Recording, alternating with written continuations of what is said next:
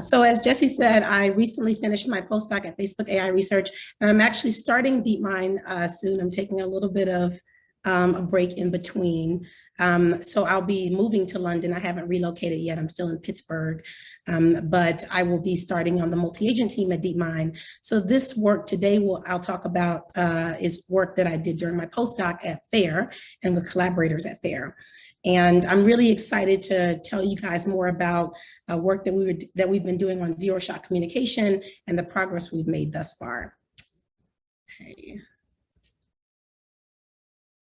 So basically, why cooperative multi-agent systems? So my work is really motivated by this idea that the real world is inherently multi-agent. And when we think about biological intelligence, which is what we oftentimes want to take inspiration from for artificial intelligence, agents exist in these collectives. And if we want to get towards general AI, then I think it's really necessary to have AI that can coexist with humans. So with that being said, an important kind of class of problems to think about is communication and coordination amongst AI agents and humans. And so the bottom four pictures really depict some different environments where you may have human AI coexistence that I take inspiration from in my work. And here are some different relevant application domains that I think are really interesting. The ones that I'm going to motivate, the bottom two are more things that I would like to think about as in terms of future directions for thinking about multi-agent learning, but the top two are what I'm going to motivate my talk with today. So thinking about on an abstract level, how might we learn communication that could be appropriate, or a framework that could be appropriate for self-driving vehicles, and thinking about robots in human environments. So imagine that you had all of these embodied agents operating in a shared environment in the future sometime, and this is some autonomous vehicle ecosystem. So what I want to do in this slide is motivate why multi-agent reinforcement learning is the primary family of methods. So the question is, how could agents learn to communicate to aid in the coordination? And so you might think, well, what about supervised learning from data sets or from demonstrations, which is certainly a reasonable approach to take. But one challenge of supervised learning is that it would require huge existing data sets for each agent embodiment that you had. So for each robotic embodiment, but also for each of the different communication skills that you want agents to learn. So one nice thing about multi-agent reinforcement learning is that it provides an opportunity to allow agents to learn a protocol solely through agent-agent interactions. So we can turn compute into data.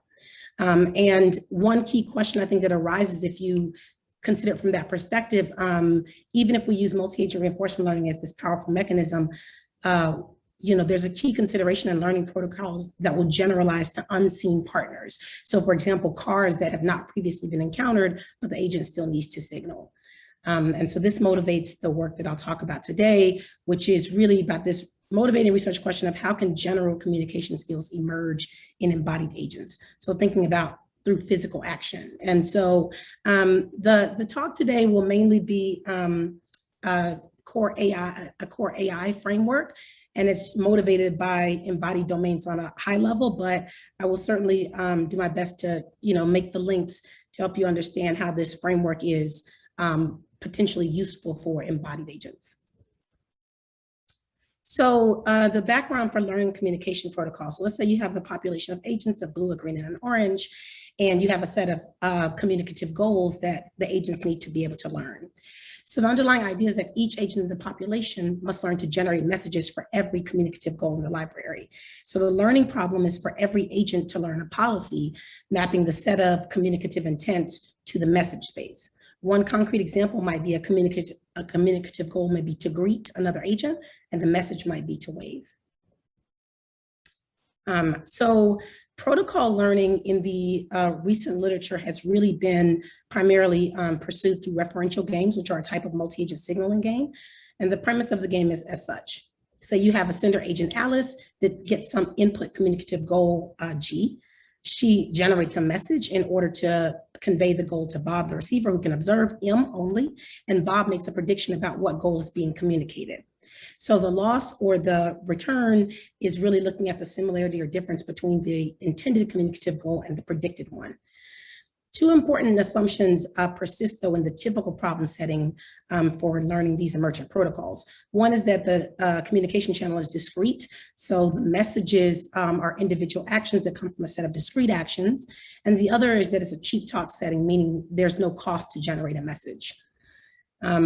So this next slide is just intended to give you a visual sample of prior work from the multi-agent communication literature in the deep learning era, and it's not intended to be exhaustive, but to briefly illustrate where recent prior literature has focused.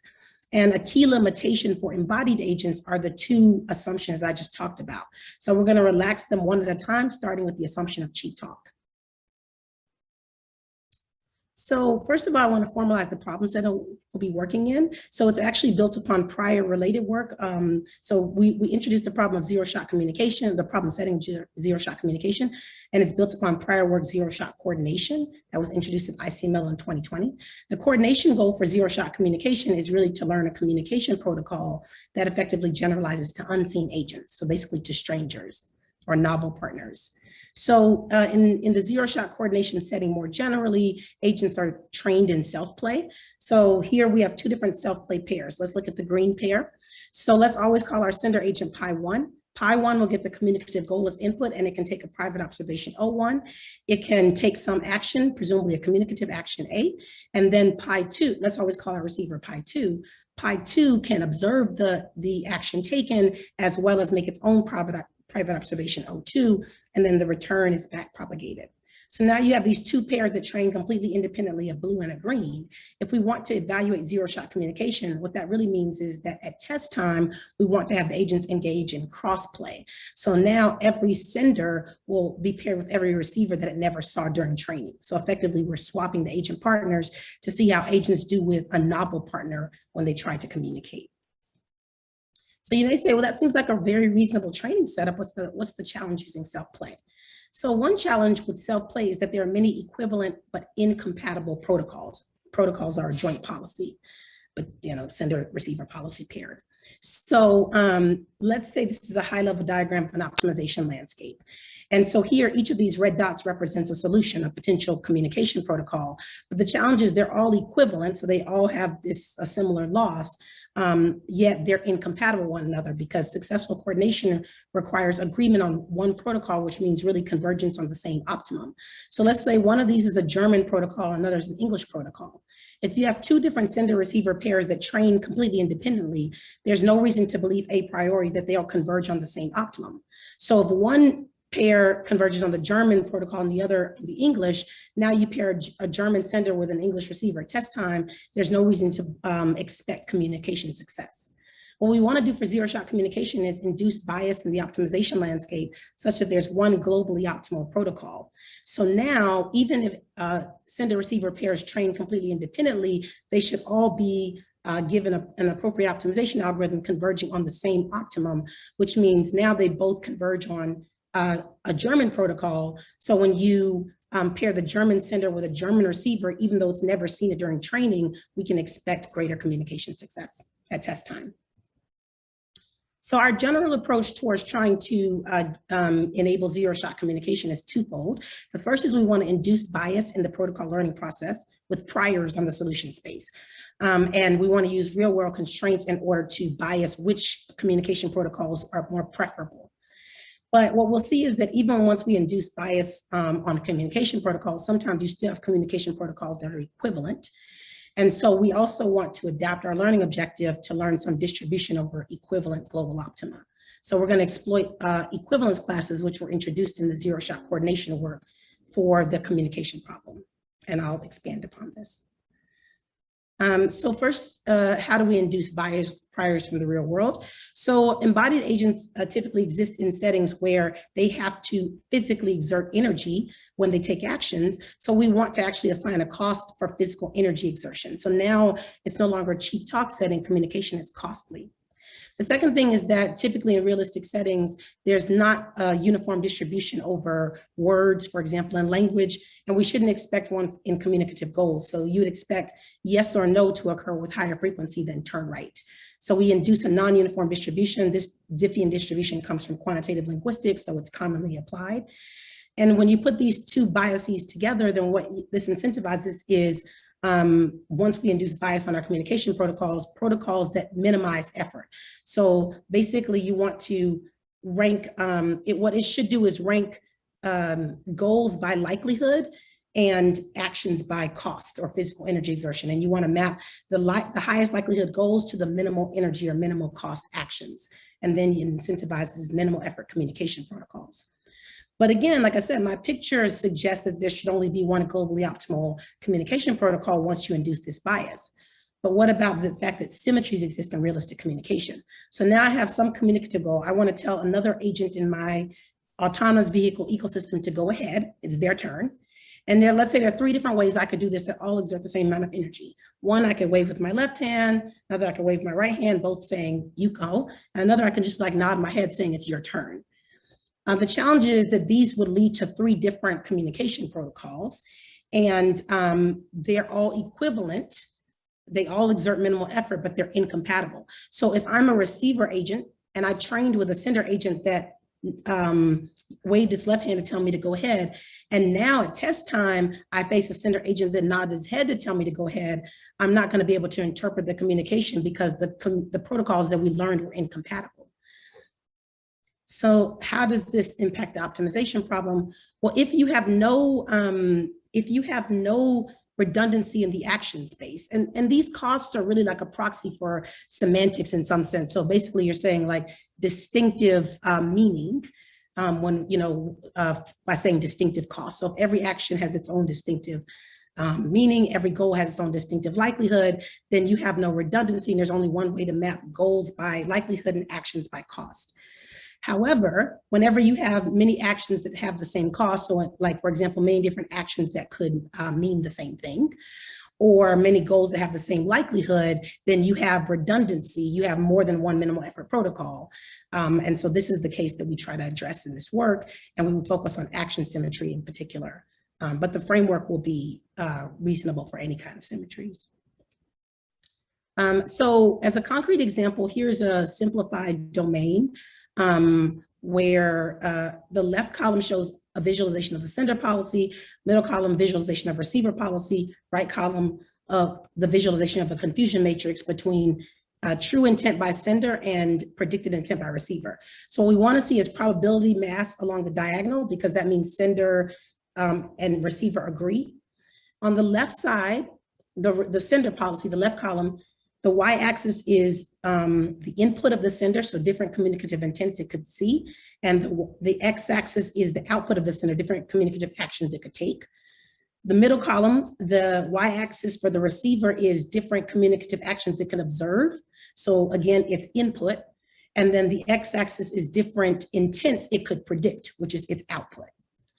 So now if we look at the sender policy visualization in the left column, each intent, the order, the rank of it tells you basically the likelihood. So intent 0 is the most likely, intent 1 is the next most likely, and so on and so forth.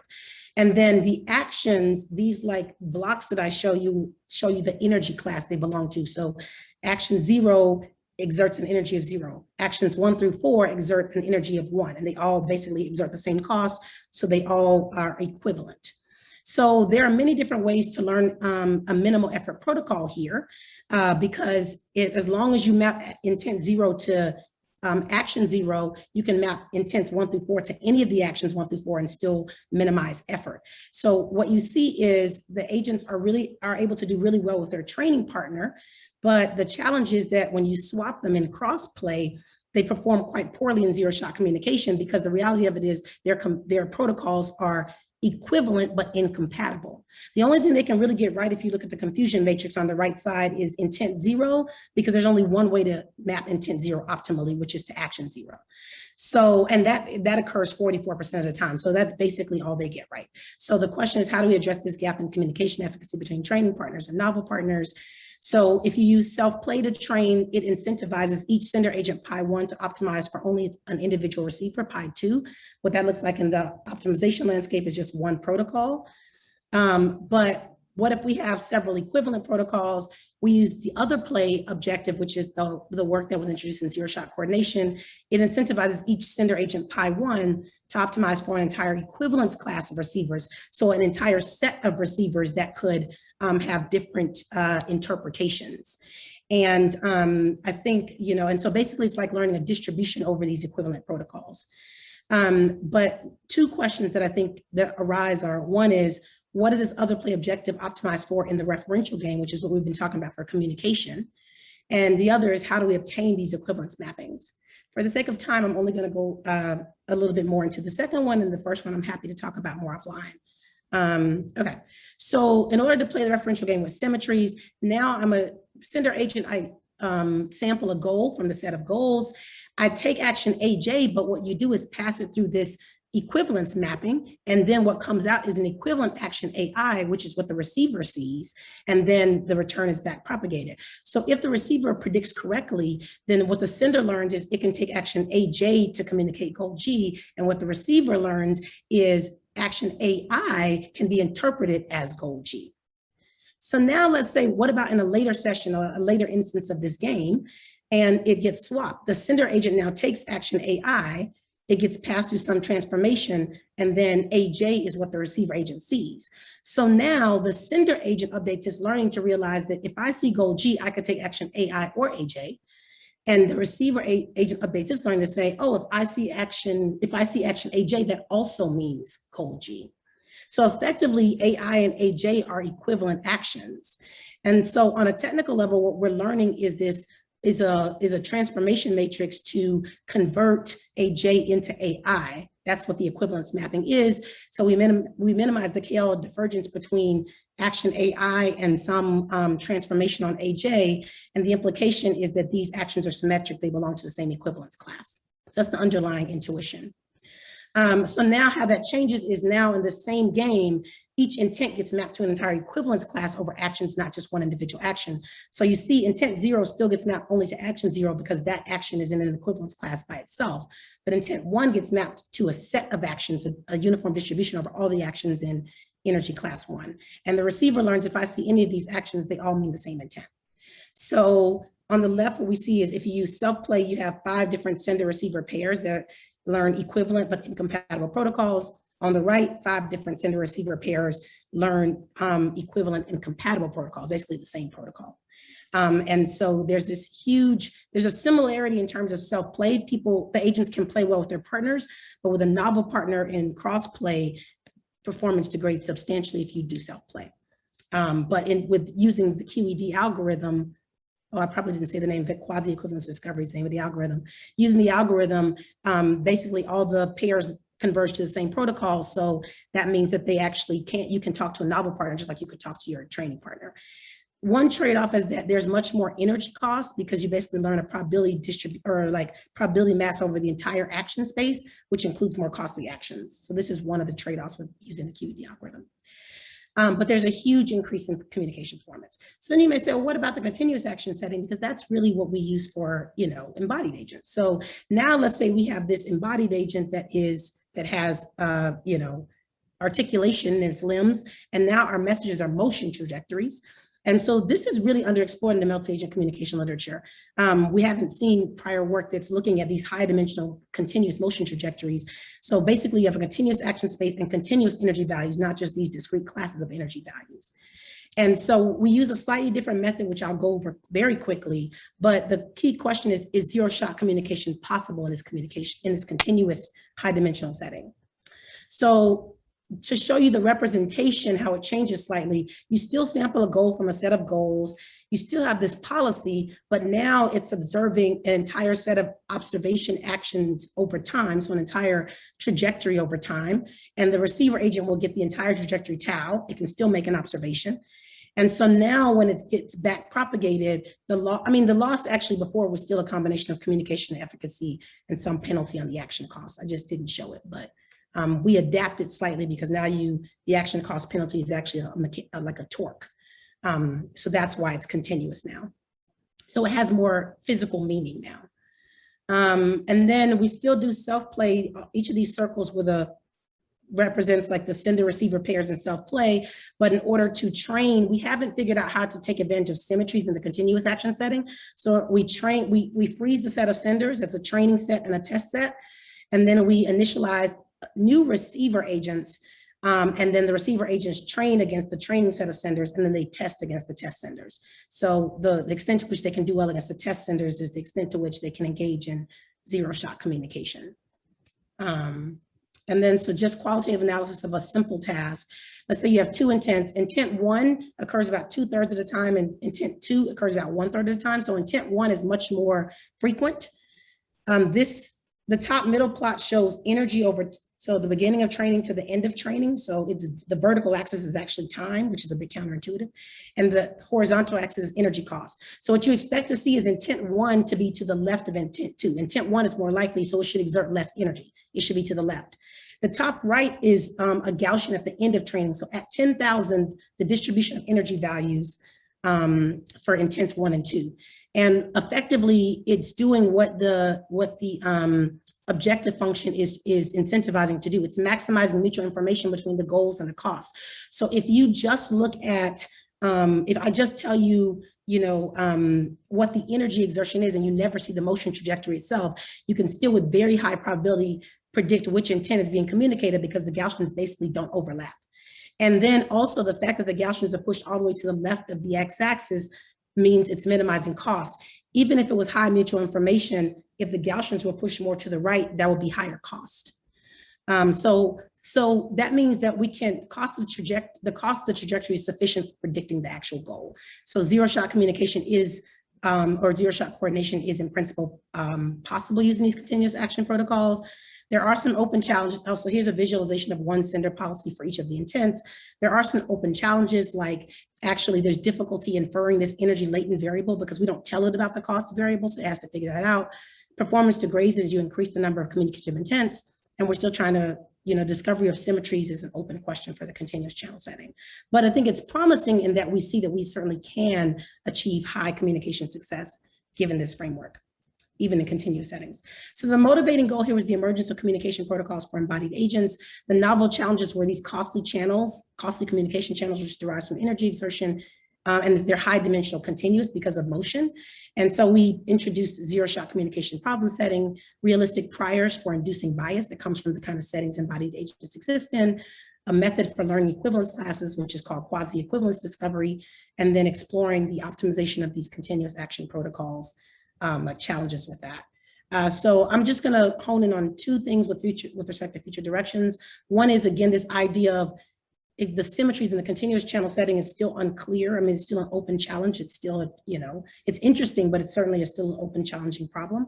And then this other thing about human compatible protocols, which is really particularly relevant to the robotics community. This might be fine for multi-robot communication, but if you really want agents to be able to communicate with humans, then the priors on the communication have to include some kind of semantics around how humans communicate. And so this is an opportunity for thinking about how to mix multi-agent reinforcement learning with a supervisory signal, I think, in order to emerge communication protocols that are more semantically meaningful.